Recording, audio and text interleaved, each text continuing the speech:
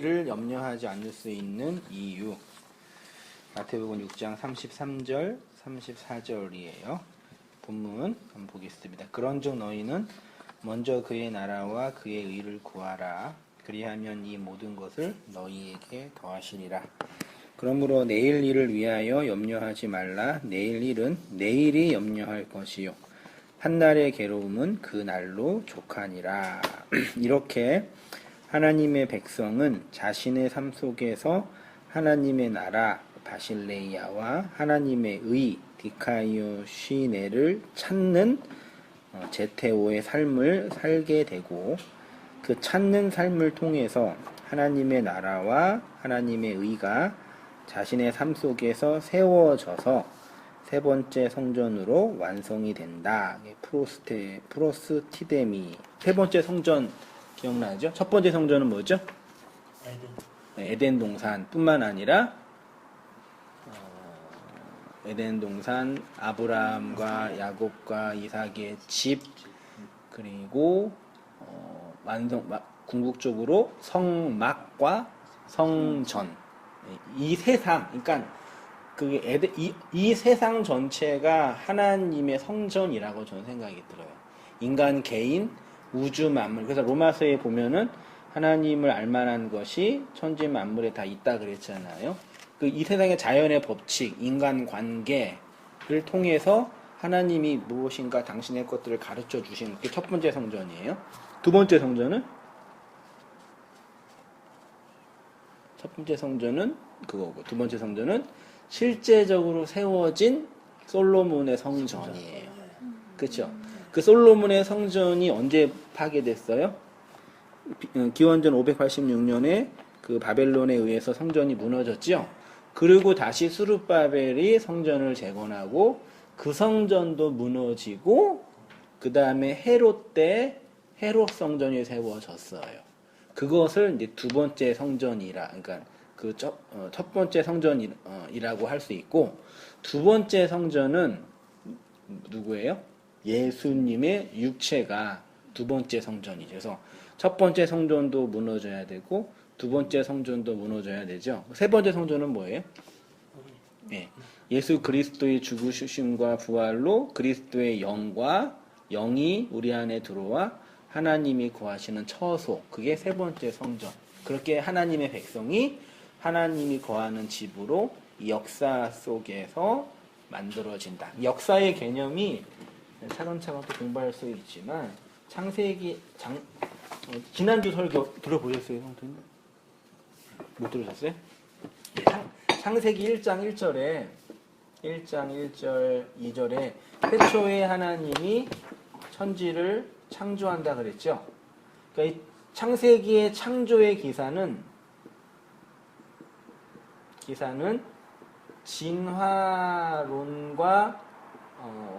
진화론을 대적하는, 진화론과 반대되는 이 세상을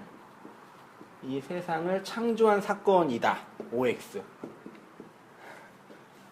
창세기의 창조는요, 이 온 우주 만물을 하나님이 창조했다라는 것을 온 세상에 증명하기 위한 그 이야기다. OX. X예요? 물어보시는 거 보니까 X가 지난주 설교에 있어요. 의도를 파악하셨어요. 창세기의 창조는 온 세상을 창조한 사건임에는 틀림이 없지만 그것을 설명하려고 기록된 책이 아니에요. 그러니까요, 지난주 얘기했던 것처럼 진화론자들이 말하는 우주의 나이, 지구의 나이는 46억 년이에요. 이거 뭐 방사선 동위원소 탄소에 의해서 이제 증명이 돼요. 성경이 말하는 지구의 나이는 1만 년이 안 돼요. 1만 년 이하예요. 그럼 뭐가 옳아요? 이거가 옳죠. 그럼 46년이라는 건 뭐예요? 46억 년이라는 건 틀린 거예요? 아니 그게 맞다 이거죠. 이거는요?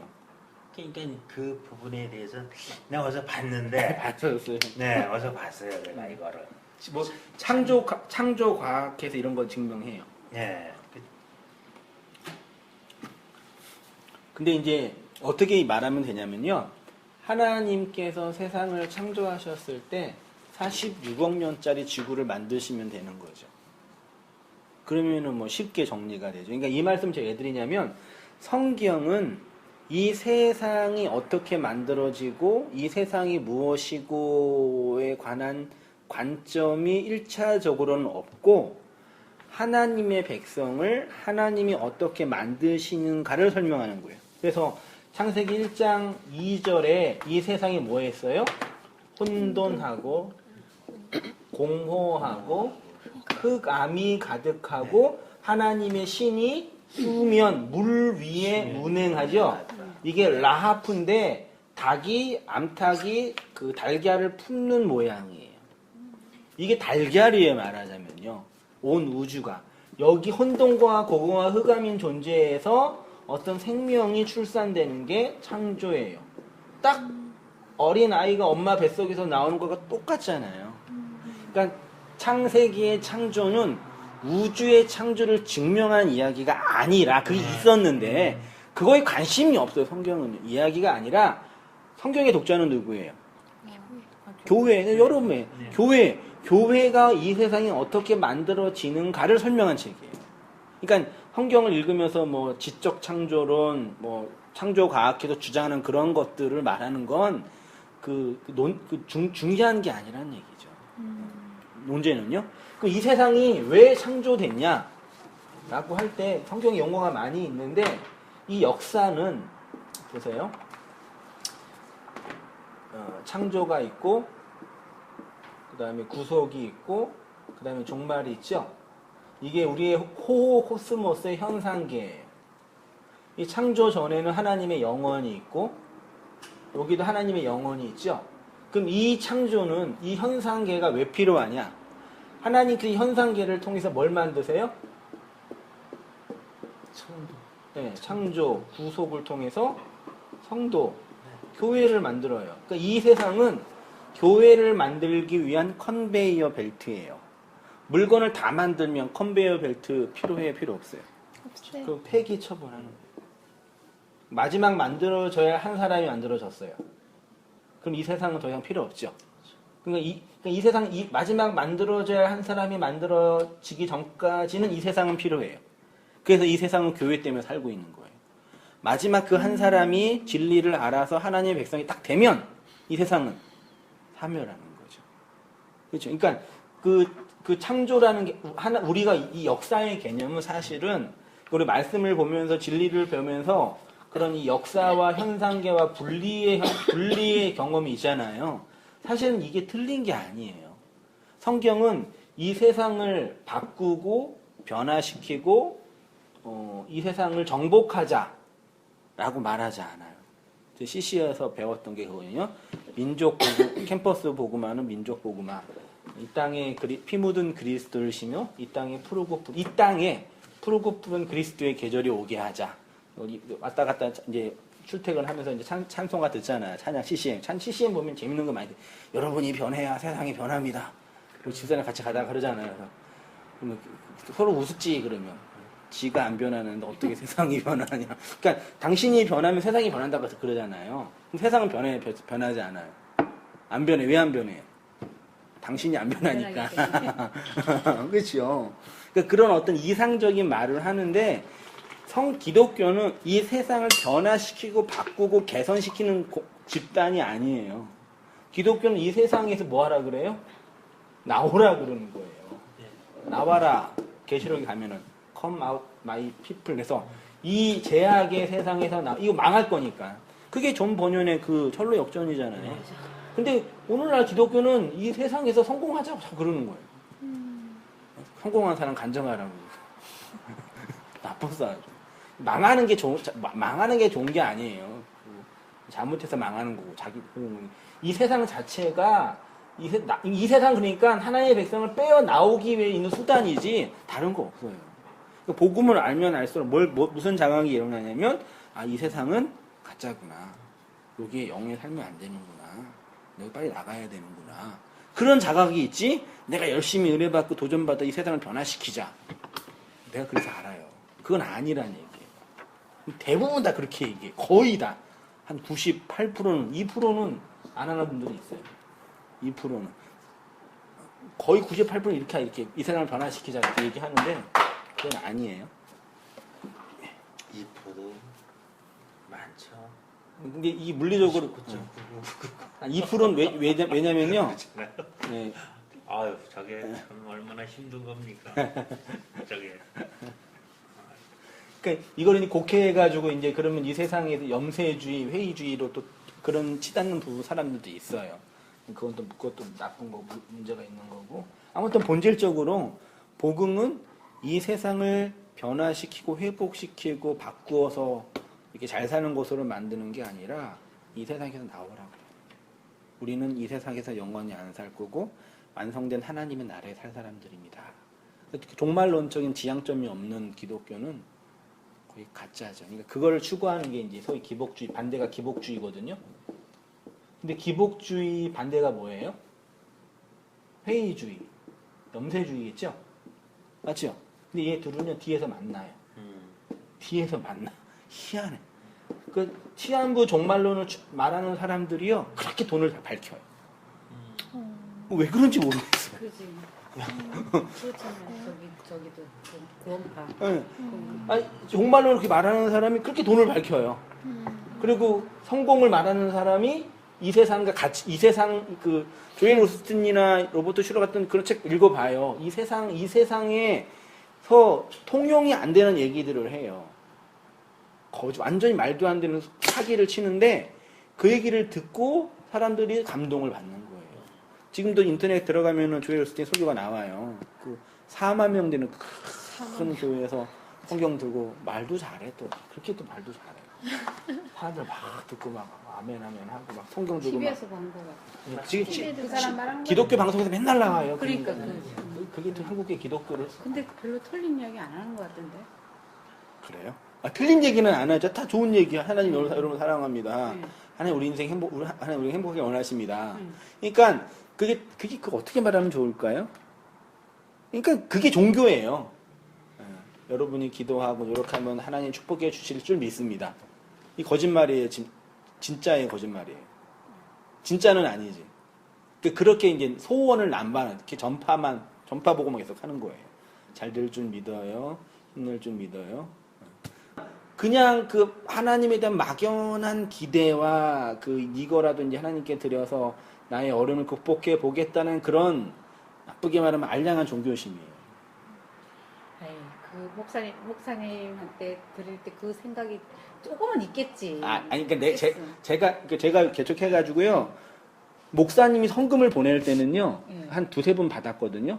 거의 다 인지가 바뀔 때예요. 그러니까 목사는 헌금을 성기는 교회에 내야 되잖아요. 그 세금이거든요. 헌금이 아니라. 세금 원청 징수거든요. 완전히 그거는요. 근데 목사가 이제 개척교회 냈다는 얘기는 임지가 없다는 얘기예요. 그러니까 그 임지가 없는 그 심리 속에 이렇게 내서 이런 것들을 좀 이렇게 극복했다라는 저한테 제가 이제 전화를 이제 해서 이제 감사하다고 일단 돈을 받았으니 그렇죠, 감사하다고 맞아요. 하고 그다음에 이제 여차저차 얘기를 하니까 그게 하나님께서 이렇게 뭐 잘 인도해 주시겠지. 근데 속으로는 제 하나님을 인도해 주지 않으시던데 그런 마음이니까 그런 욕망으로 이제 하는 모습이 일반 종교의 어떤 표현이죠. 하나님께서 이런 어려움들을 잘 극복해 주시겠지. 그게 틀린 말은 아니죠.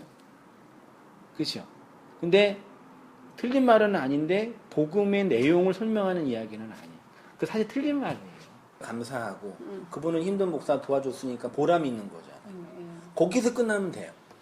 근데 그거를 하나님이 이렇게 내가 했으니까 뭐 하나 해주시겠지라는 심리가 없는 게 없어요. 그러니까 제가 이제 11조를 비판하고 헌금을 비판하는 게 그 얘기한 거거든요. 그러니까 그거를 그렇게 이해해서 온당 교회는 그래 돈이 필요 없다 이렇게 이해하는 분들이 있어요, 진짜요. 그래서 당황스럽더라고요. 그러니까 사람들이 모여서 우리가 살아가는 그 인간 생활에서 필요한 것들은 우리의 것이에요. 우리가 책임져야 되고 우리가 고민해야 되고 풀어야 될 문제지. 그거를 하나님이라는 어떤 신적인 존재에게 부여해서 그것들을 풀어내면은 그게 알량한 종교심이 되는 거죠. 그게 아까 이제 말씀하신 건 나가 있는 태도란 얘기죠. 그게 다 이게 그러니까 그걸 잘 이용하는 게 이제 목사들이 된 거예요. 그 제일 잘하는 사람이 하나님이라는 존재가 계시고 안 계시다도 되게 중요하지만, 그러니까 결국은 사람들은 모든 사람은 다 각자 자기 나름대로의 하나님을 믿고 있어요. 그러니까 신적인 내 밖의 대상을 둬서 그 하나님을 내 욕망을 이렇게 추구하는 존재로 상정하는 거예요. 근데 그게 나쁘다는 얘기예요. 그게 말하면 우상숭배라니. 그러니까 하나님이라는 그 신적인 존재가 우리에게 대상이 될 수가 없어요. 하나님이 누군데요? 근데 마가복음 24장 본문에 엠마오로 가는 제자들에게 부활하신 예수가 나타났어요. 근데 이제 예수님이 와서 야 저기 예루살렘에 무슨 일이 물어보니까 제자들이 앞에 예수가 있는데도 이해를 못하고 얘기를 하는 거예요. 그 얘기하다가 예수님이 구약 성경에 자신에 대해서 기록된 것들을 자세하게 설명해 줘요. 제자들에게, 두 명에게 설명하고 나중에 내가 내 앞에 있는 그 예수가 부활하신 예수인 거를 알게 되니까 본문에는 예수가 호련히 사라졌다고 표현되어 있어요. 그 예수가 어디로 간 거예요? 어디로 갔어요? 내 밖에 있는 예수가 진리의 말씀으로 해석이 되니까 내 안에 들어오는. 그래서 내 눈에는 안 보이게 표현하는 거예요.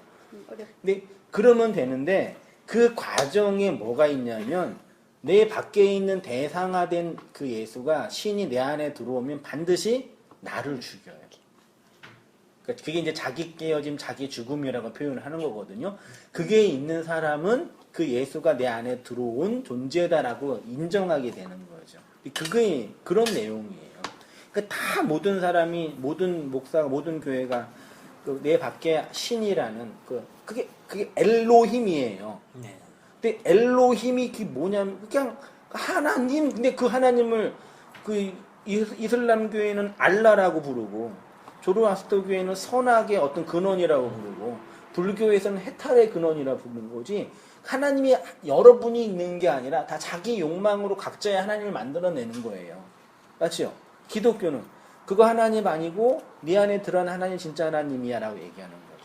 그러려면 내가 죽어야 된다는 얘기죠. 성배교의 1강에서 그 얘기 했어요. 바울이 우리가 세상과 천사와 이 만물의 찌꺼기가 된다 그랬거든요. 그게 뭐냐면 그러니까 그 옛날에 그 로마 시대에 로마의 개선문이 이렇게 있으면 개선문이 뭐예요? 로마의 장군이 외국에 나가서 정복하고 개선문으로 와서 우리 승리했다라고 이제 퍼레이드 하는 거잖아요. 그때 전쟁에서 데리고 올 때 누굴 데리고 와요? 여기 장군이 앞에 있고 그 다음에 전리품이 있고 맨 끝에 뭐가 있어요? 사람 종들이 노예, 그 나라 포로가 있죠. 그러니까 바울이 고린도 전서 10장에 세상과 만물의 찌꺼기가 구경거리가 됐다 표현이 있잖아요. 그게 뭐냐면 내가 여기에 있다라고 표현하는 거예요. 그러면 바울을 노예로 삼은 사람이 누구예요? 하나님이야. 예수 그리스도죠.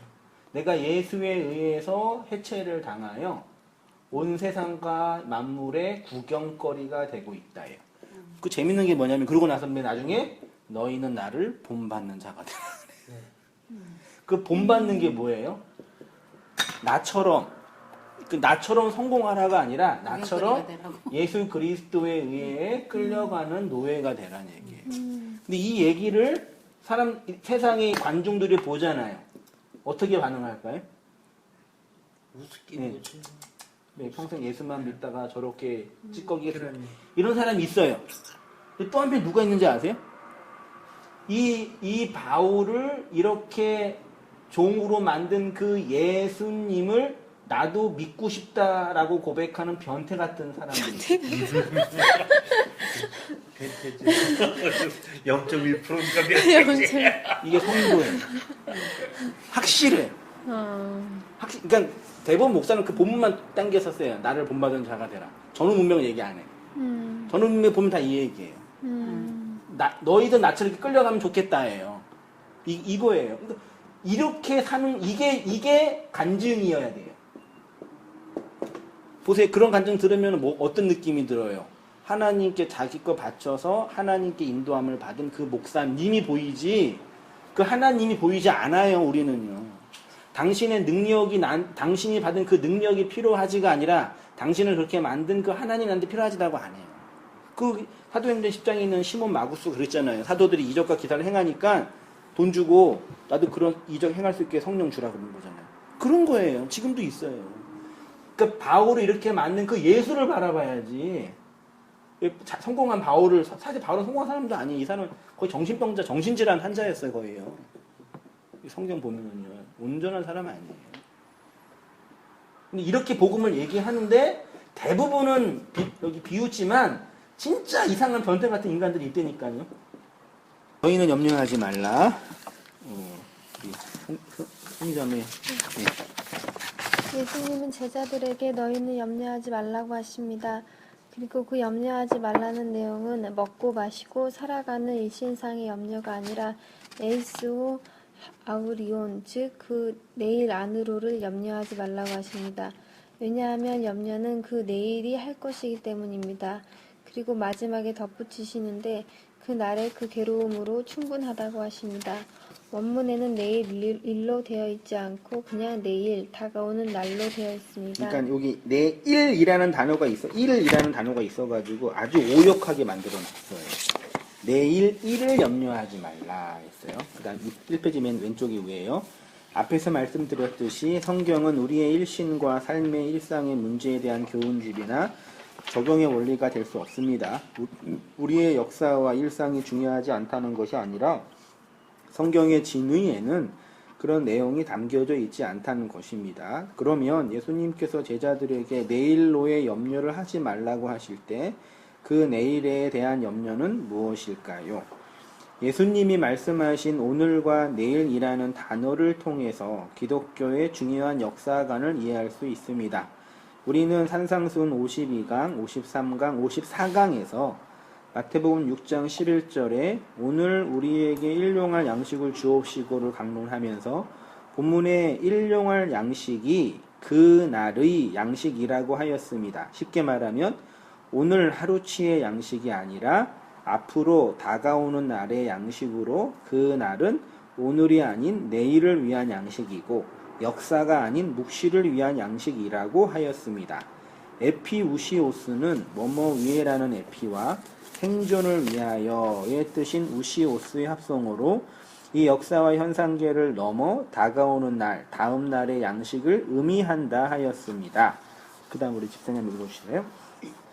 내일을 준비하는 삶. 그래서 우리는 오늘의 역사를 통해서 내일의 양식을 준비해야 합니다. 이 세상의 모든 사람은 내일 다가오는 날이 없이 오늘만을 위하여 이 역사만을 위하여 살고 있는데 성도는 내일이 있음을 내일의 양식 아버지의 말씀 진리를 통해 살기 때문입니다. 그러니까 성경을 오늘의 양식 율법만으로 이해하여 받아들이게 되면 그에게는 내일이 없는 자가 되는 것이고 그 율법의 말씀을 내일의 양식으로 먹으면 그것이 바로 오늘이라는 역사 속에 내일을 준비하는 삶이 되는 것입니다. 내일의 양식을 미리 준비함으로 그 내일이 올 것임을 선포하는 삶이 되는 것입니다. 예, 이 말씀은 여기 이제 이게 그 산상순 52, 53, 54강에 있는 내용을 축약한 건데요. 그러니까 그 일용할 양식이 한글 성경과 일용한이죠. 이게 한글 성경과 영어 성경에는요 하루치 양식으로 번역을 해놨어요. 근데 원문에는 일용할 양식이 아니라 그날의 양식이에요. 그러면 그 날이 뭐냐? 역사가 아닌 다가오는 날이에요. 그 내일의 양식이라 그러면 돼. 그러면 내일의 양식을 언제 준비해요? 여기서. 제가 지금 내일의 양식을 준비하고 있죠. 그러니까 내일이 와요, 안 와요? 제가 살아있는 동안은 반드시. 그렇죠. 왜냐하면 저는 내일의 양식을 추구하며 역사를 살고 있으니까. 그렇죠? 그 창세기 6장에 누구죠? 노아가 배래요. 방주를 산 위에다 지었어요. 그렇죠? 방주가 뭐예요? 내일 비가 온다. 요 메시지예요. 그럼 방주를 짓고 있는 노아가 가고 있는데 친구들이 와가지고 너 뭐해? 방주죠? 왜죠? 하나님께 세상을 물로 심판하신대. 비가 없는데? 근데 한신데. 요거를 짓고 있는 동안에는 끊임없이 내일의 양식이 오는 거죠. 이 얘기예요. 그죠? 이해되세요, 집사님? 안 되세요? 안 되세요? 내일의 양식이 뭐냐면요. 그러니까 이 역사 속에서, 현실 속에서 다가올 날을 미리 준비하는 거예요. 노아가 방주를 지금 짓고 있으면 앞으로 하나님께서 이 세상을 물로 심판하실 것이라는 메시지가 되죠. 방주를 짓고 있는 노아를 보면서 내일의 양식이 계속 오고 있는 거죠. 그 양식을 지금 준비하라는 얘기예요. 쉽게 말하면 지금 방주 짓고 있어라 그 얘기예요. 구원을 위해서. 그게 구원이에요. 그렇지. 그게 구원이에요. 예, 그게 내일이라. 예. 그 그러니까 예. 우리가 그러니까 교회에서 기도하고 복 받고 요거는 내일의 양식이 아니라 오늘의 양식이에요. 예. 그렇죠? 근데 성경은 내일의 양식을 준비하라고 그랬단 말이에요. 그러니까 지금 고민하고 있는 것 반대가 진리라는 얘기. 아까 제가 말씀드린 것처럼 목사가 자기 얘기를 자랑하는 건 가짜다라고 말하는 게 그 뜻이에요. 그러니까 쉽게 죄송한 말씀이지만 집사님은 그냥 어떻게 이해하시면 되냐면 그동안 이해했던 거 반대로 좀 극단적인 얘기지만요. 예. 반대로 이해하시면 돼요. 진짜예요. 그냥 지금까지 이해하신 거 반대로. 왜냐하면 집사님 한 예를 든 게 아니라 우리 뭐 어머님도 계시고 우리 권사님도 어머니도 권사님인데요. 비슷해요. 단지 집사님은 말씀이 떨어지는 현장에 계시는 것뿐이고 다른 어머님들은 아직 그 전장까지 오시죠. 그 얘기 하면 되게 싫어하셔요. 어른들은. 그렇죠. 왜 날 건드냐 얘기죠. 근데 집사님은 그 현장에 계신 거냐. 그래서 이런 얘기 하는 저도 참 나쁘고 죄송스러운데 오셨으니까 어쩔 수 없죠.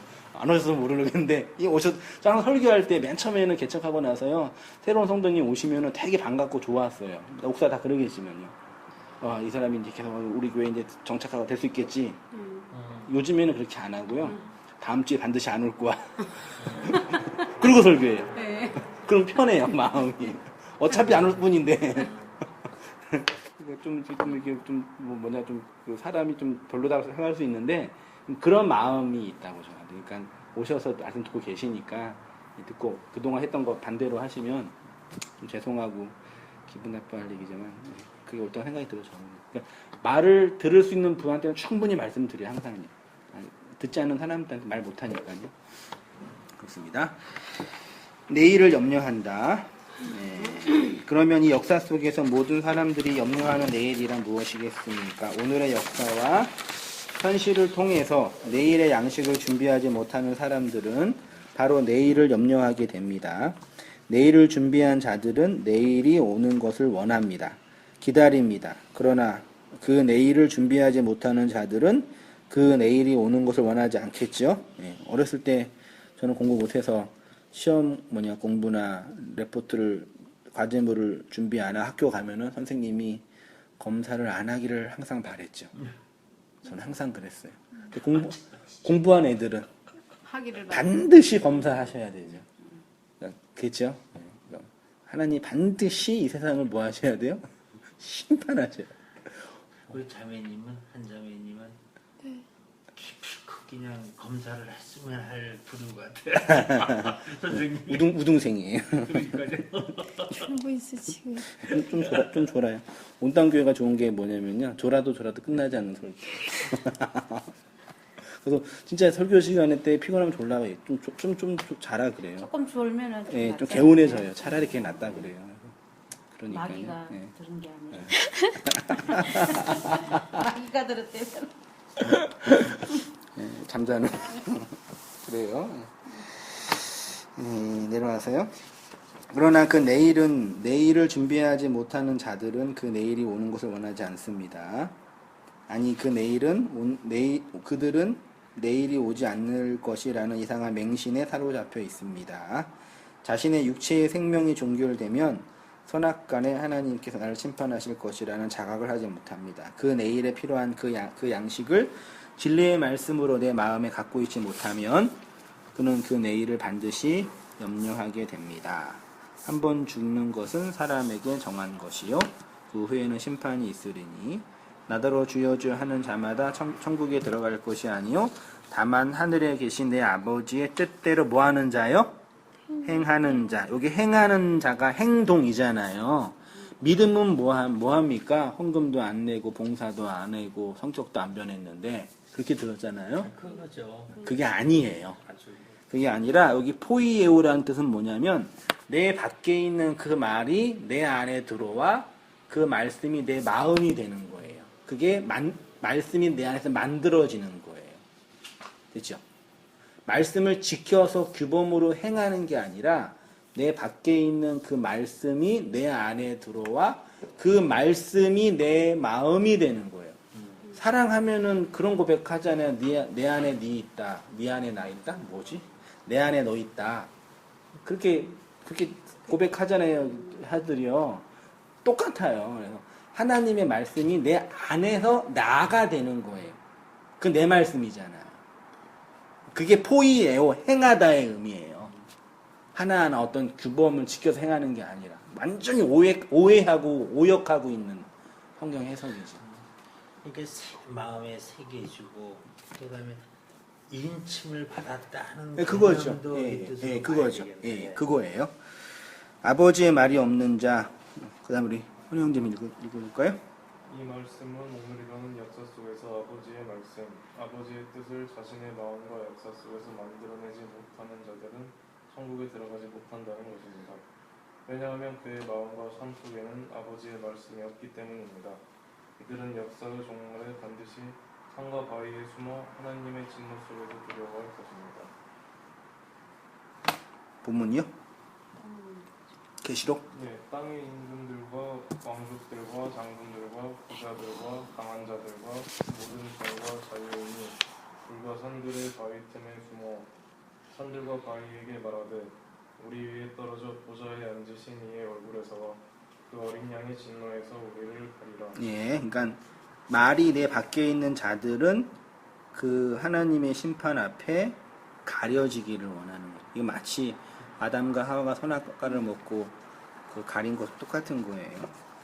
사실 마태복음 6장 34절의 원문에는 내일일이 아니라 내일 혹은 다가오는 날입니다. 성경에서 내일, 다가오는 날은 종말론적인 날과 관련되어 있습니다. 대부분의 사람들은 오늘을 살면서 내일이 나에게 올 것이라고 생각하지요. 내일 오지요. 근데 그 내일이 나에게 심판의 내일이 될 것이라는 생각을 안 해요. 그리고 많은 조엘 오스틴 같은 목사들은 여러분에게 내일은 희망일 거라고 얘기해요.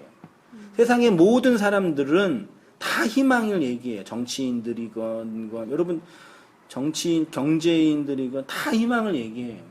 지금 아무튼 그래요. 총선이 앞에 있고 있으니까 어쨌든 정부가 이 물가나 뭐 이게 잘 되기를 바라는 경기를 부양하고 있잖아요. 그 희망을 줘서 표를 얻으려고 그러는 거죠. 죽음, 심판, 저주, 절망, 고통 이런 것보다 생명, 구원, 복, 희망, 즐거움 이런 것이 나의 미래에 올 것이라고 기대해요? 해요? 안 해요?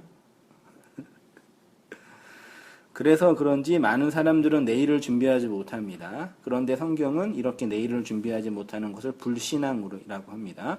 오늘 있다가 내일 아궁이에 던져지는 들풀도 하나님이 이렇게 입히시거든 하물며 너희일까 보냐. 이것도 그렇게 이해하는데 율법을 설명하는 들의 꽃 성전의 등잔은 은혜로 완성되는 내일에는 사멸되고 없어집니다. 무슨 말씀인지 아시죠?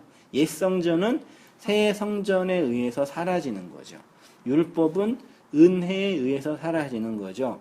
들의 풀은 성전 안에 꽃 모양의 등잔이라고 말씀드렸어요. 그 율법이에요. 그 율법은 은혜가 완성될 때 없어져요. 믿음이 있는 자들은 그 완성의 자리로 갑니다. 야고보서 4장 13절 들으라. 너희 중에 말하기를 오늘이나 내일이나 우리가 아무 도시에 가서 거기에서 1년을 유하며 장사하여 일을 보리라 하는 자들아. 내일 일을 너희가 알지 못하는 도다. 너희 생명이 무엇이뇨? 너희는 잠깐 보이다가 없어지는 안개니라. 야고보서는 거의 한국교회에서 98%는요 잘못 해석되어지고 있어요. 거의 인간의 행동과 규범으로 오역이 되게 많아요. 보세요. 원문에는 오늘이나 내일이나가 아니라 오늘 그리고 내일이에요. and라는 접속사가 있어요. 오늘과 내일에 도시에 가서 1년을 유하여 장사하여 돈을 버는 게 뭐가 나빠요? 돈 많이 벌어서 헌금하면 되지. 나쁘다 그러죠? 도시라고 번역된 단어가 폴리스예요. 폴리스. 원문에는 아무 도시로 되어 있지 않고 그 도시, 호라는 관사가 붙어 있어요. 호 폴리스. 그러면 그 도시예요. 무엇인가 정해져 있는 도시예요. 근데 그래서 이제 그 성전이, 성경에서 폴리스는 산 위의 동네, 즉 예루살렘 옛 성전을 의미합니다. 마태복음 5장 14절 아래 각주 보세요. 너희는 세상의 빛이라 산 위의 동네가 숨기우지 못할 것이요. 이게 무슨 말씀인지 아시겠죠? 복음을 알고 있는 성도는 빛이에요. 근데 그 빛으로 뭘 비춰요? 산 위의 동네, 예루살렘, 율법의 세상을 확 비춰서 그들이 율법인 것을 폭로하는 거예요. 됐죠? 한승희 목사가 복음과 진리를 얘기하면 율법 안에 있는 목사가 폭로되잖아요. 죄송해요. 그 성도가 된다고요. 그 얘기하는 거예요. 그 옛 성전에는 거짓의 말이 증거되기 때문에 사람들은 그 말을 사용하여 장사를 합니다. 예수님은 이런 옛 성전을 강도의 굴혈, 장사하는 집이라고 하셨습니다. 그들의 문제는 장사하여 이득을 얻겠다는 태도입니다. 장사하여 돈을 버는 것은 인간이 살기 위해 당연히 해야 하는 일이고 직업이고 생계입니다. 그런데 성경에서 부정적으로 말하는 장사는 제가 두껍겠지요? 하나님의 은혜를 인간의 노력과 행위로 얻겠다는 불신앙과 패역함의 표현입니다. 다시 말해 율법의 행위로 하나님의 의에 도달하여 의로운 자가 되겠다는 의지의 표현입니다. 그래서 예수님은 유대교의 성전을 향하여 장사하는 집이라고 하셨습니다. 요한복음 2장 14절, 16절. 비둘기 파는 사람에게 이르시되 이것을 여기서 가져가라. 내 아버지의 집으로 뭐하는 집이요? 장사하는 집이죠. 하나님의 말씀을 저 설교 한번 했죠? 성경에서 하나님의 은혜를 장사하는 것으로 만드는 것을 가늠하다, 매춘부가 되다라고 합니다. 장사하다라고 번역된 헬라어가 엠포리온인데 70인 역으로 가면 자나라는 단어로 번역되어 있어요. 본문 보세요. 이스라엘이 시딤에 머물러 있더니 그 백성이 모압 여자들과 음행하기를 시작하니라. 신실하던 성읍이 어찌 창기가 되었고 공평이 거기 충만하였고 의리가 그 가운데 거하였던 이제는 살인자. 그러니까 구약 성경에 보면은 이스라엘 백성을 간음하는 자, 창녀, 음행하는 자라고 표현하죠. 이게 이제 신약으로 와서 장사하는 자, 하나님의 말씀을 거짓으로 바꾼 자, 율법 안에 갇혀 있는 그 모습을 음행이라고 설명하는 거예요. 장사하여 얻지 못하는 것. 그다음 우리 선생님 한번. 하늘의 생명은 인간이 율법의 상에서 자신의 노력으로 얻을 수 있는 것이 아닙니다. 그것은 오직 하나님의 은총을 통해서만 얻을 수 있습니다. 그러나 그 은혜를 모르는 이 세상 아담들은 옛 성전에 가서 자기 노력으로 하늘의 은혜를 얻게 됩니다. 그러나 그 모든 아담 조상들의 노력은 반드시 실패하게 됩니다. 왜냐하면 인간은 이 역사 속에 잠깐 있다가 사라지는 안개와 같은 존재이기 때문입니다. 복음은 이렇게 인간의 스스로의 힘과 노력으로 하늘의 은혜를 받지 못하는 것을 폭로합니다. 그러니까 복음이 떨어지면 나는 아니다라는 게 증명돼요. 그래서 힘든 거예요. 그게 복음이에요. 그 다음 우리 은혜자매. 내일은 내일이 염려할 것이다.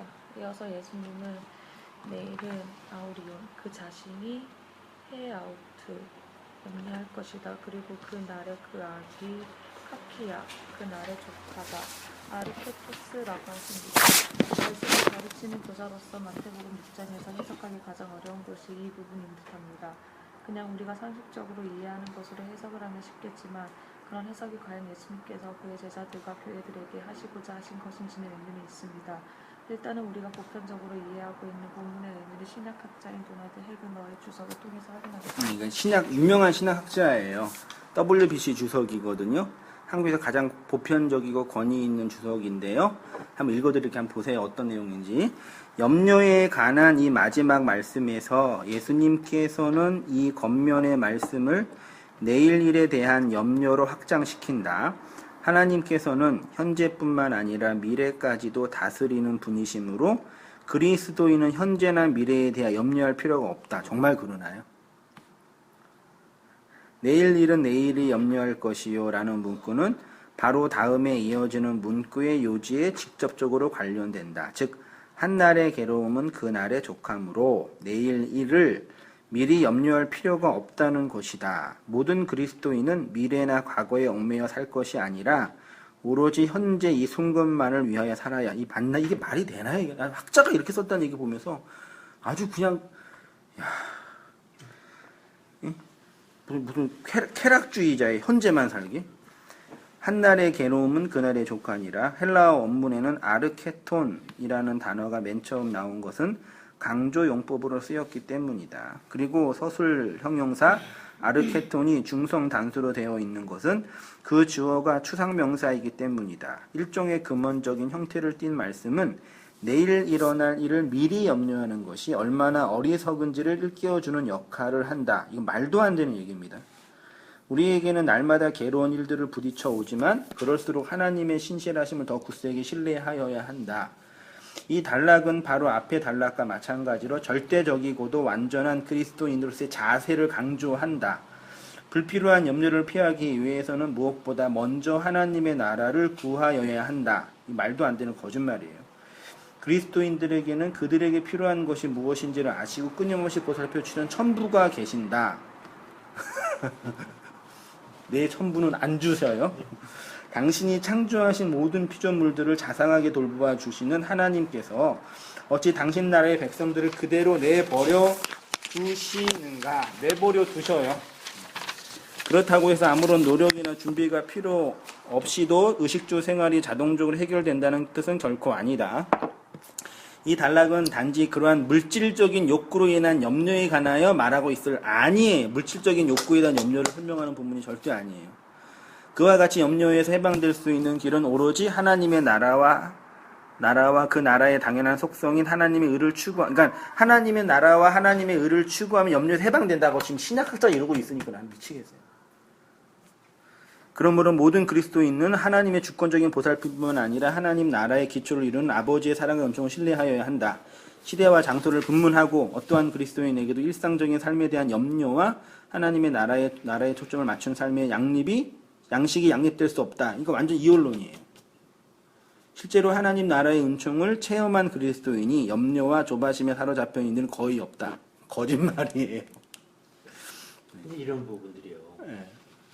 염려라는 키워드를 내가 얄밉게 갖고 있어요. 근데 그 부분들이 염려하는 이 키워드를 갖고 설명해 놓은 것들 또한 이 맥락이라는 예. 이틀이죠.